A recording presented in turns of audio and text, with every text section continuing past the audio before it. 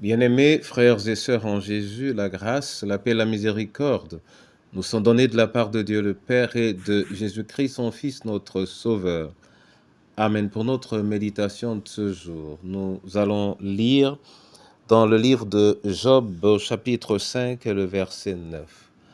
Avant la lecture, j'aimerais chanter Dieu Tout-Puissant qu'à mon cœur considère. Dieu Tout-Puissant, quand mon cœur considère tout l'univers créé par ton pouvoir, le ciel d'azur, les éclairs, le tonnerre, le clair matin ou les ombres du soir. De tout mon être alors s'élève un chant. Dieu Tout-Puissant, que tu es grand. De tout mon être alors s'élève un chant. Dieu Tout-Puissant, que tu es grand. Béni sois-tu, Seigneur, toi qui nous accordes ce jour. En toute reconnaissance, nous nous approchons de toi. Enracine-nous dans ce qui est toi, Seigneur, ta parole, et permets qu'à sa lecture, nous puissions non seulement la comprendre, mais la garder pour la vivre, au nom de Jésus. Amen. Job 5, verset 9, là il est écrit: Il fait des choses grandes et insondables, des merveilles sans nombre. Amen. Bien-aimés en Jésus, ce verset parle des œuvres de Dieu et il les qualifie de grandes et d'insondables. Et il continuera en les appelant tout simplement des merveilles.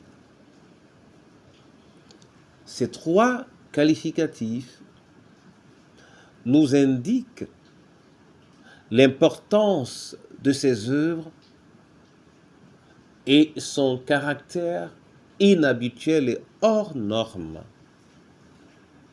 insondable, des merveilles. Et c'est vrai que c'est ainsi que les œuvres du Seigneur sont.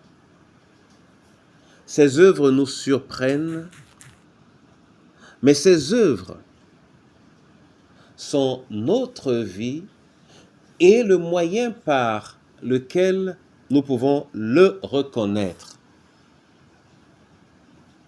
Ce qu'il faut en retenir,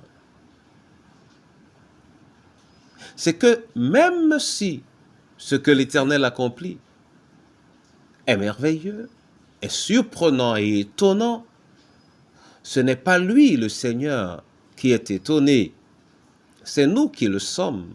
Ce n'est pas lui, Dieu, qui est surpris, c'est nous qui sommes surpris. C'est nous qui tombons en pamoison. C'est nous qui sommes émerveillés. Et ceci étant, il faut garder dans nos cœurs que rien ne nous arrive dans notre vie qui surprend le Seigneur, car rien ne peut le surprendre. Nous sommes surpris. Cela peut être en bien ou en mal, dans la joie ou dans la douleur, mais Dieu n'est jamais surpris. Et s'il n'est jamais surpris, c'est parce qu'il connaît chaque chose. En avançant donc, quelle que soit l'intensité de la surprise que tu vis, rassure-toi, Dieu n'est pas surpris et il sait ce qu'il y a lieu de faire. Qu'il te bénisse, qu'il me bénisse, tandis que nous regardons les choses avec son regard à lui. Qu'il te bénisse, qu'il me bénisse, tandis que notre regard se fonde uniquement sur sa manière à lui de voir.